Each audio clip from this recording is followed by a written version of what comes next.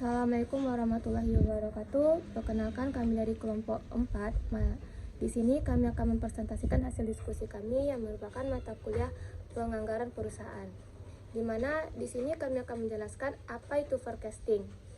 Tapi sebelum kami menyampaikan hasil presentasi kami, ada baiknya kami akan memperkenalkan anggota kami, yaitu saya sendiri, Priti Angelita, yang kedua Bintang Maharani, dan yang ketiga Fajar Muhammad Siddiq. Pada presentasi kali ini, kami akan membahas tentang apa itu forecasting, faktor-faktor forecasting, tujuan forecasting, definisi dari metode yang akan kami gunakan, dan yang terakhir yaitu contoh kasus yang telah kami cari. Baiklah, penyampaian materi yang pertama yaitu yang akan disampaikan oleh Fajar Muhammad Siddiq. Kepada Fajar Muhammad Siddiq dipersilahkan. Saya akan menjelaskan tentang forecasting, apa itu forecasting, dan faktor-faktor pengaruh forecasting. Baiklah, forecasting disebut juga sebagai ramalan, di mana forecasting ini merupakan proses prediksi masa depan berdasarkan data dari masa sekarang dan masa lampau. Proses ini biasanya dilakukan dengan menganalisis tren dari data yang ada dalam berbisnis. Perusahaan dapat melakukan forecasting terhadap permintaan pelanggan sehingga inventaris, biaya keuangan, dan potensi kerugian akibat kehabisan stok produk dapat diminimalisir. Sedangkan untuk faktor-faktor yang pengaruhi forecasting itu sendiri ada 4 macam. Yang pertama, kondisi dasar. Seberapa banyak pesaing dan seberapa kuat posisinya di dalam pasar adalah faktor yang penting untuk dipertimbangkan. Pelaku usaha tentu akan menakar hal ini sebelum memasuki pasar atau membuat keputusan yang akan direspon oleh pelaku bisnis lain. 2. Sifat produk. Faktor yang pengaruhi forecasting ini berhubungan dengan berapa lama produk dan akan diproduksi, apakah musiman atau produksi dalam jangka waktu panjang. 3. Data historis. Forecasting adalah metode yang mengandalkan penggunaan data historis. Data historis dapat berupa data dalam periode waktu tertentu untuk merumuskan arah kebijakan perusahaan. 4. Cara distribusi. Forecasting mengandalkan cara atau pendekatan distribusi yang dilakukan perusahaan guna menjangkau pasar. Baiklah, itu tadi penjelasan dari forecasting dan faktor-faktor forecasting. Selanjutnya yaitu tujuan forecasting dan definisi dari metode yang akan kami jelaskan pada presentasi kali ini, yang akan disampaikan oleh Bintang Maharani. Kepada Bintang Maharani dipersilahkan. Saya akan menjelaskan tujuan forecasting. Dari hasil diskusi kami yang kami lakukan, kami mempunyai 4 tujuan forecasting, yaitu 1. Memperkirakan progres dan kesuksesan proyek. Tujuannya adalah meramalkan seberapa jauh sebuah proyek atau perusahaan bisa berkembang di pasar yang akan dimasuki, dengan merumuskan berbagai risiko dan ketidakpastian bisnis. Dapat diketahui lebih dahulu seberapa besar potensi perusahaan pada pasar tersebut. Yang kedua, memberikan proyeksi pengeluaran dalam segala kebijakan. Tujuannya, dalam segala kebijakan, perusahaan pasti mempertimbangkan penggunaan dana serta batas anggaran yang ditetapkan. Lalu, bagaimana bila ingin mengetahui kekuatan bisnis sebelumnya melalui bisnis itu sendiri? Maka, forecasting adalah salah satu alat bantunya. Menggunakan forecasting, sebuah anggaran proyek bisa diperkirakan berdasarkan sumber primer maupun sekunder, sehingga dapat diketahui apakah jumlah itu sesuai dengan batas anggaran atau tidak. Yang ketiga, menjadi dasar perumusan kebijakan perusahaan. Forecasting adalah sebuah perkiraan akan potensi dari risiko bisnis yang dapat dimanfaatkan sebagai landasan pembuatan kebijakan perusahaan. Tujuannya forecasting adalah sebagai pijakan dari kebijakan atau program perusahaan agar memiliki dasar kekuatan untuk bisa dilanjutkan atau dimulai.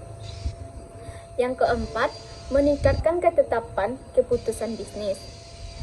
Dibandingkan tanpa forecasting, setiap detail keputusan bisnis akan lebih akurat. Hal ini disebabkan karena forecasting adalah metode yang mengandalkan data masa lampau di mana terdapat pola atau kecenderungan umum di dalamnya. Selanjutnya, definisi.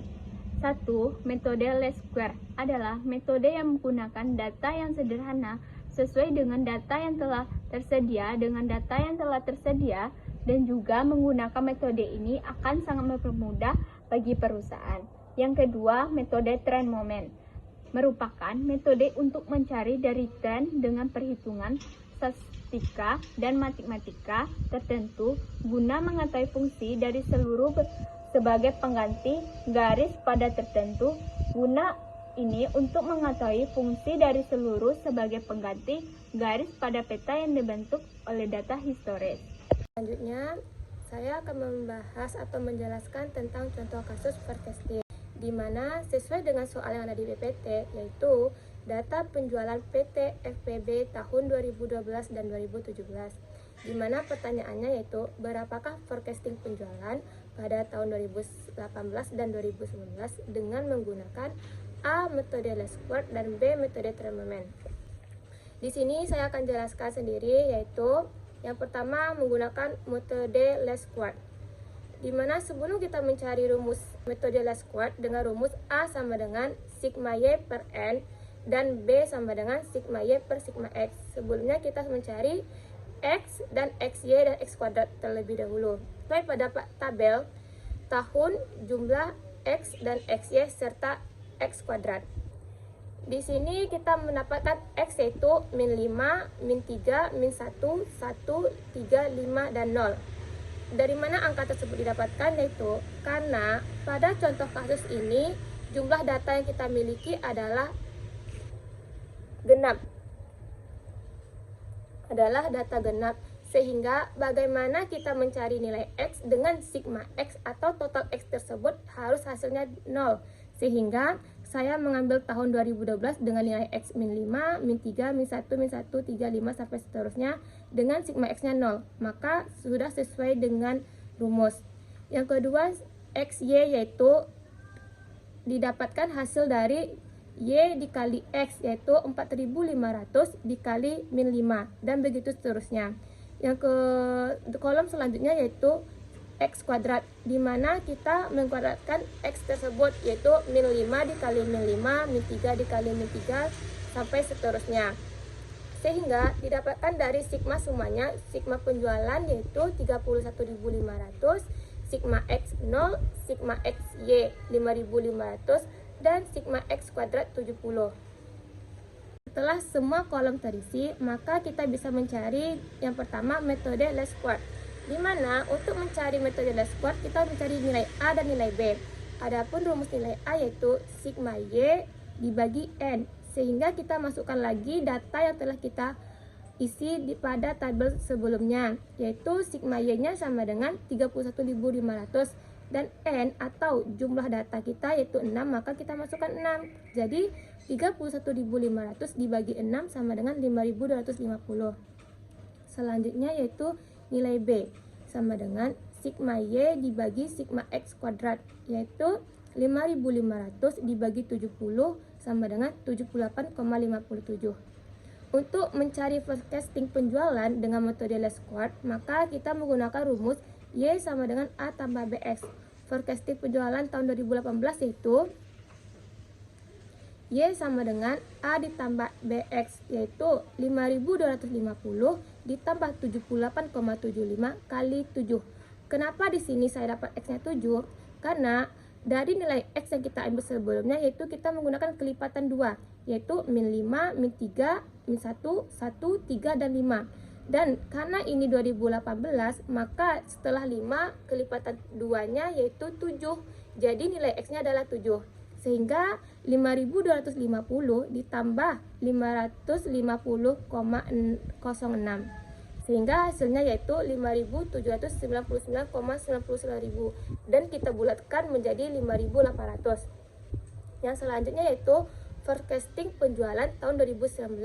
Di sini saya menggunakan X9 karena setelah 2018 maka 2019 dan 2018 kita menggunakan X7, sehingga 7 ditambah 2 yaitu 9. Maka pada tahun 2019 kita menggunakan X9. Yang rumusnya yaitu Y sama dengan A tambah BX. A-nya yaitu 5.250 ditambah 78,57 dikali 9. Sehingga 5.250 ditambah 700,7 dikali 13 sama dengan 5.957,13. Maka kita bulatkan karena ini penjualan sehingga 6.000. Itu merupakan nilai dari metode least squares. Untuk penjelasan metode Tremoment, itu sendiri akan dibahas oleh teman saya yaitu Bintang Maharani. Kepada Bintang Maharani dipersilahkan. Selanjutnya, penyelesaian dengan menggunakan metode trend moment. Nilai sesuai dengan tabel yang di atas. Untuk mencari forecasting dengan metode trend moment, terlebih dahulu kita harus mencari nilai A dan nilai B-nya. Adapun rumus mencarinya yaitu sigma Y sama dengan N kali A ditambah B sigma X. 31.500 sama dengan N dikali A sama dengan 31.500 dibagi 6 sama dengan 5.250. Selanjutnya, sigma XY sama dengan A sigma X ditambah B sigma kuadrat. 5.500 sama dengan B dikali 70. B sama dengan 5.500 dibagi 70 sama dengan 78,57. Setelah nilai A dan nilai B kita ketahui, maka kita harus mencari forecasting penjualan tahun 2018 dan 2019.